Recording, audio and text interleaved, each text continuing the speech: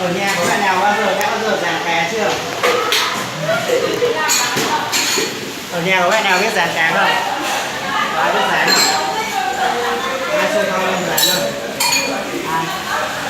Ai dàn không?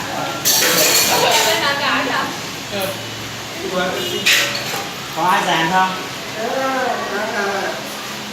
Mình bắt đầu thả vào nhá. Thả nó xuống.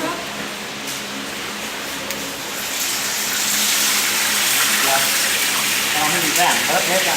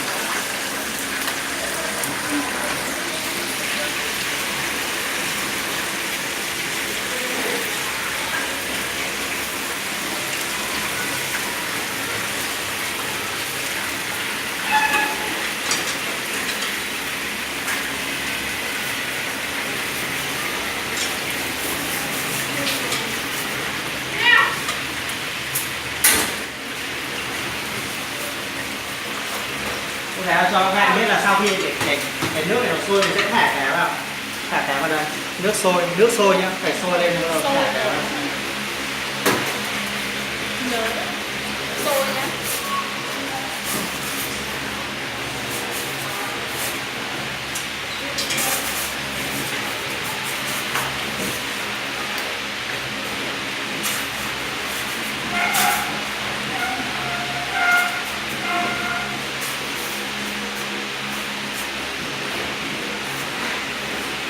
Đó, cho nó sôi xong bắt đầu mình cho sôi lên mình hớt vào bột. Đâu gì?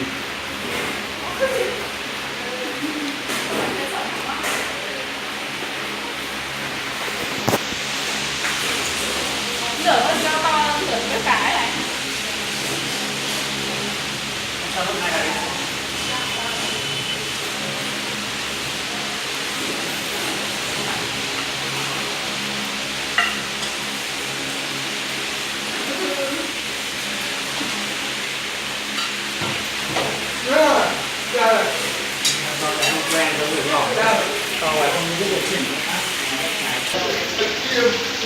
Bây giờ mình sẽ cho gia vị vào. Và bạn là khi mà cá nó chín lên mình cho gia vị. Còn để cay cho vị này. Hạt nêm.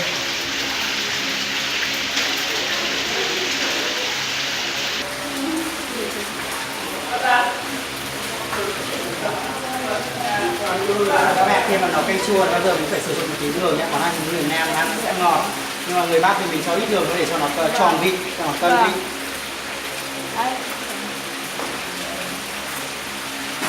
Nấu bao giờ nấu nước canh thì nó phải có nước mắm.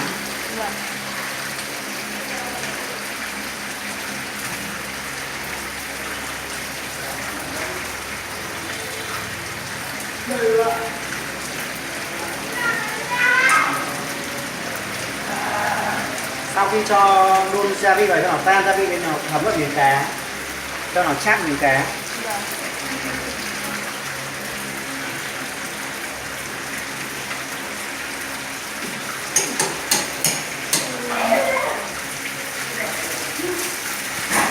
Đây để vào khi vào làm. Đây là các bạn ở đây là cá này không phải Đây đây rồi. Có. Dạ. Em bảo có cái rất nhỏ đây. Nhỏ hơn một chút.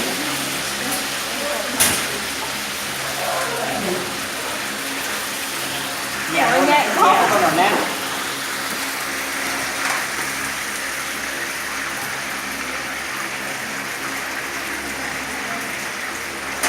Sau khi xong này bảo các bạn là mình nếm vị nhé, nếm vị sau đó mình chỉnh vị.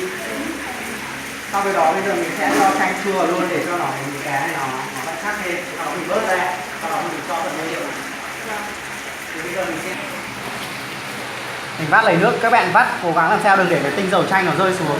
Cái tinh dầu chanh nó rơi xuống nó làm sao cho cái nước canh ta nó bị đắng, là nó cái phần tinh dầu chanh là nó ở vỏ quả chanh nhé.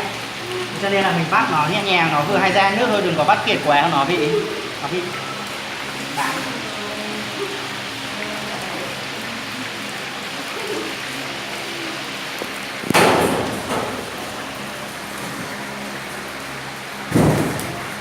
Sau khi xong này rồi bây giờ mình sẽ đổ vào đây ạ. Mình cho qua một cái lọc cho nó không có hạt. Bỏ hạt đi ạ. Cái lọc đây.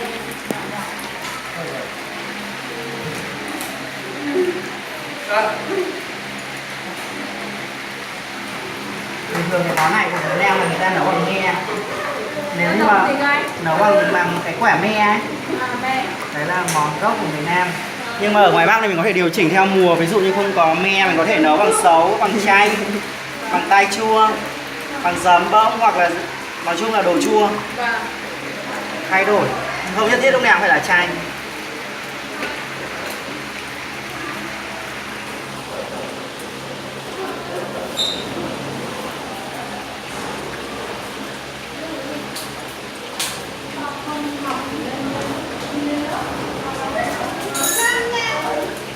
Tấu và tấu thôi, tấu.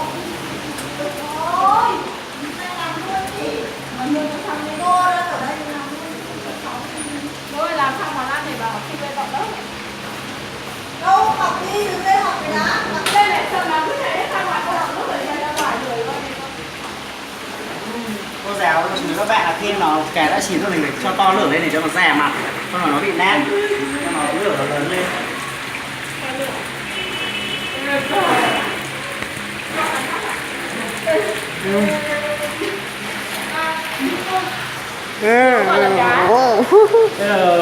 Cô giáo bảo các con là khi nào nó rẻ mặt như này thì mình sẽ nhấc ra đĩa này, rẻ mặt rẻ như này, vàng như này, đắp ra. Mình nấu cán nấu không cần phải dán thế này. Không ạ, mình nấu như này nó ngọt hơn ạ. Thì nó ngọt hơn đấy. Ngọt. Các bạn đĩa không? Các bạn đĩa. Cái phải chín vàng nhá. Nhìn vàng hai mặt nhá, lật đi lật lại. Cái cá này sau khi được mình lại vớt bia ra để mình bày xong. Lát nữa mình thả kia vào không thì nó sẽ bị ảnh hưởng, nó sẽ bị cua đẻo, nó sẽ bị nát. Đó. Đấy, chị chú ý cho các con một chút như thế ạ. Bố lấy ra không tí nữa lại thả vào tay. Một tí nữa chị bày ra đây là cái này nó vừa bị hết rồi ạ. Mình chả mình chín hết rồi. Bày vào trong bát. Trong bát rồi ạ. Mình múc canh lên. Đúng rồi, canh lên.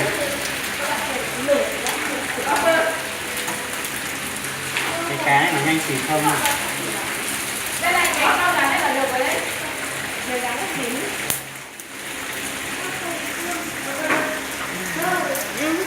Ông nấu gọi là khác à?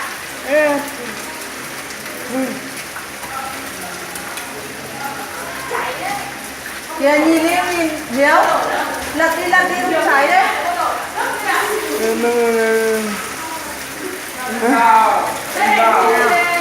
Lật lên.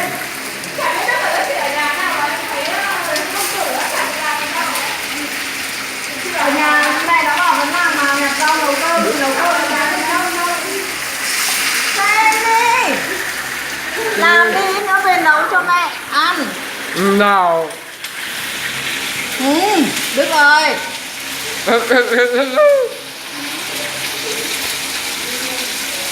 Mẹ mua sách vở chưa? rồi Lớp 7 nhá. gầm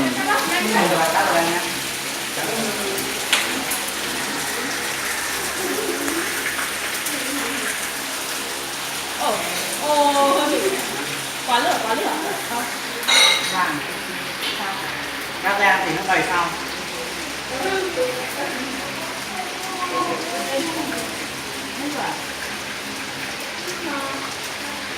Còn nếu không bảo vệ cho mắt. Nó cứ chạy lung tung cái nồi đấy. Nó bảo thứ 6 mà bảo con hôm nay là đi nhà trường được hôm nay làm thứ 6 đấy là đến rồi.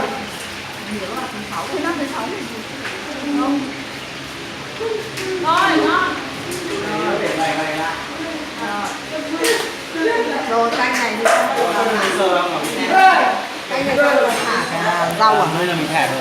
À, quay đây đúng rồi, quay đi. Không về.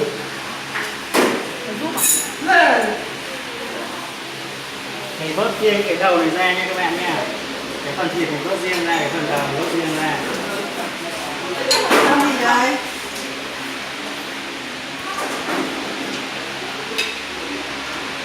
Ôi, cầm mặt anh chị cầm ra. Sau khi xong thì rồi mình thả cái đồ này vào nha. Long Biên à? Vâng.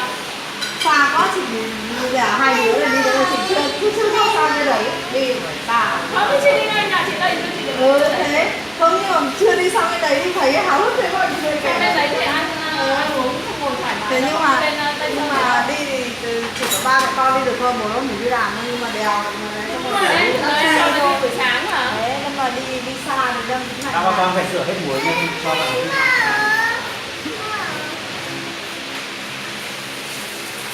Cả nhà này luôn à? Không, ba em nói đấy còn đang buổi sáng. Chiều vào đấy buổi sáng đến chiều tối phải có thể dám mất thôi. Chơi cả ngày luôn đấy. Bọn nó đi chơi cũng biết sáng rồi nghỉ đó. Thế xong ăn trưa ở ăn rất tiện. Thì mua đồ ở dưới siêu thị ấy. Mà chỗ đấy có bàn ăn mà nếu nắp mà nó không tây sơ nó không cho ăn Hơi đâu. sang thì tôi bảo các con thẻ cái đồ này vào nhá. Xong rồi thẻ cái đồ. Những cái đồ lâu chín cho vào trước. Ví dụ như quả đậu bắp, sọc mùi cho trước. Xong rồi tôi sôi lên này. Vào đây xem đi. Ông ấy Huyền bảo em muộn thì được không, mà thôi đợi tí các con mặc xong rồi đã. Đấy, mà một phòng chị cũng đang phải chờ đây này, không thể ấy được. Em không phải xong rồi à? Còn nếu như bình thường mình muốn cho nghe được nhưng cái món này là món của người Nam, người ta lại không dùng lên. Đúng rồi, vì em thấy có vòng nhìn với lại dứa đây giá nó mình. Còn nếu như bình thường mà ở nhà mình thích cho nghe được không có vấn đề gì cả, không sao. Nấu ngoài Bắc mình thì hay cho nghệ đúng không? Không vấn đề gì đâu. Còn nấu ở trong miền Nam thì Nghe vào thì màu nước nó sẽ vàng, nó sẽ đẹp ạ. thế là vắt chanh hả anh? Vắt Ăn chanh cái cái món này này là là vắt mình- chanh. Trong đấy của người ta là người ta dùng ấy ạ. Người ta dùng me, cho vào me Đây, quả me. và quả me. Mùa này thì không có me. Có me khô nó cũng được ạ. Mình về không biết nấu rồi đấy. Sau khi xong thì nó cho cà chua, cái cà chua này nó rất là Qua nhanh sườn chín ạ. nấu nhưng mà không ăn nấu sườn nữa, cho giá với dứa. Sườn chua. Ăn nó mát nóng được thì cả. Những cái đồ này nó rất nhanh chín mà mình cho vào. Sau khi xong thì cô bảo với em là mình sẽ nếm lại vị cho vị nó vừa, vị nó chua dịu. Thì nó sang liên hoan cá. Thế là các con đấy được ăn luôn này. Ăn luôn. Chán luôn thì thầy mang về. Sao? Đấy hả? Sao lại đẩy mẹ đến mẹ ngỡ thì sao? Mẹ thì đi rất cao. Đừng im rồi này. Thì ăn cá không? Cô giáo bảo một bạn theo các nước chấm đi ạ. Em nó còn chanh thì nó mình bắt nó phải chanh này vào. Chanh ớt. Nước chấm á. Mắm chanh ớt gừng. Nào. Nước mắm. Thế anh làm đi. Béo à? Đi. Chưa mẹ chưa. Gừng băm, gừng băm.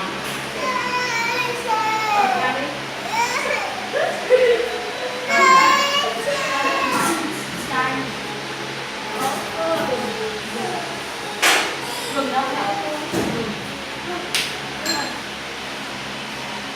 Theo vào chanh này.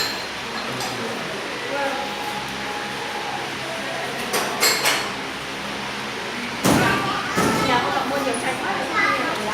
Chị cũng còn mua bán cân Em cân. ăn được đấy. Mua nửa cân nổi. Rẻ. Cân mua nửa cân 7 Sau khi xong thì giá mình cho sau cùng. Sau đó mình tắt bếp đi ạ. Mình không đun nữa. Bây giờ mình sẽ Em bớt. mới cho này vào ấy. Cái này thì nó mình để lên trên nó mình trộn nước vào thôi là một chín. Bây giờ mình sẽ bớt cái phần này lót xuống đáy.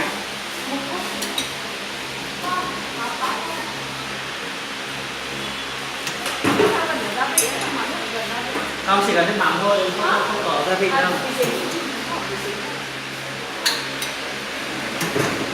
Em cứ tưởng phải xào trước cà chua cho nó lên màu thì nó đe trên đỏ đỏ rồi anh ạ. Nếu như mà nấu kiểu đấy cũng được không sao, là mình muốn để nguyên miếng được không sao.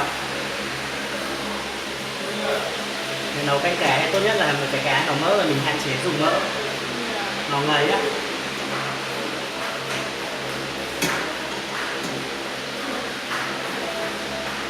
Quầy bao nhiêu cá thế mà ít nước này thì hơi bị ngọt đấy. Không có nhiều nước không ít. Dạ, anh nhìn thấy không? Cái này giờ tí nữa các con sau các con ăn thêm ở ngoài. Con cá này phải cân rưỡi này.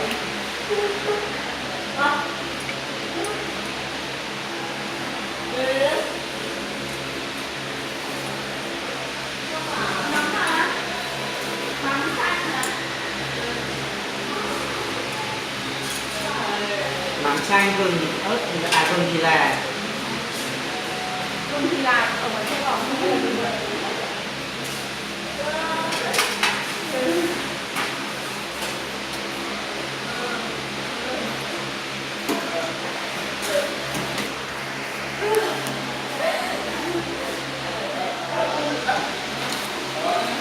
Nhá, đây này, tôi nói này. Tí nữa cho thêm này, đây là gừng, gừng cho vào nhá, thì là bé ra cho vào dầm phần cá, không? Trời, chạy được gì?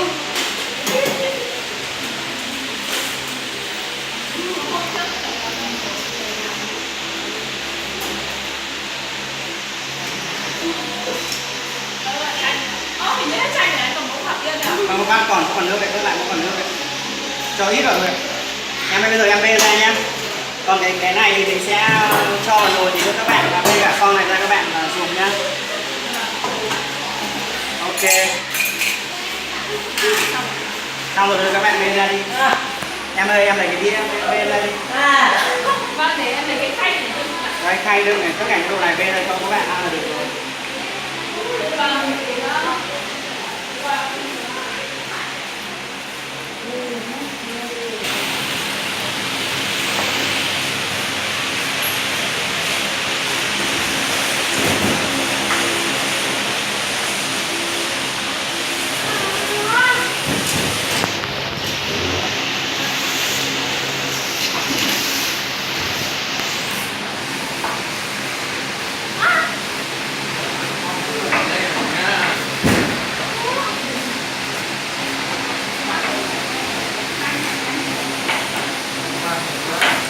Ở trong kia vẫn còn canh ấy, trong nồi vẫn canh ấy. Có bún đấy, các bạn ăn cùng bún nhá. Cô giáo hỏi cho các bạn có hỏi thêm gì nữa không?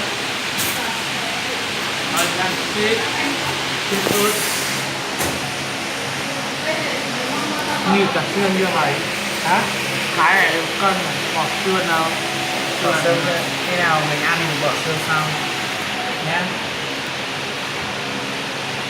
Mắt, mắt, mắt xương. Hiểu chưa? Hiểu không? Hiểu chưa? Hiểu chưa? Bây giờ hiểu chưa? Mai mà chưa hiểu cho mình nghĩ. Có mình nghĩ. Cá, đây là cá. Canh cá.